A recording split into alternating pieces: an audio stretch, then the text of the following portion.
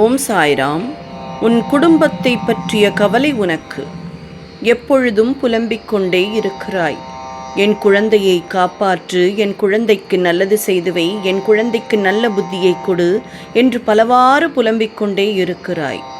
உன் குழந்தை இந்த நாட்டின் நல்ல குடிமகனாக வருவான் என்பதை மறந்து விடாதே.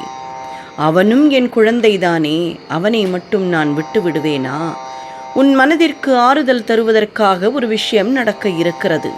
அதுவும் கூடிய விரைவில் 10 நாட்களுக்குள் நீ அதை சந்திப்பாய். மிக மகிழ்ச்சி அடையப் போகிறாய். புலம்பல்களை விட்டுவிடு. என் நாமத்தை சொல்லிக்கொண்டே இரு.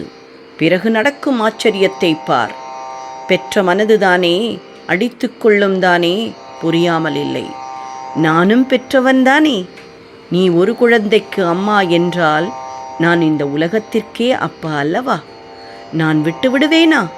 நம்பிக்கையோடு காத்திரு, நல்ல செய்தி வரும்.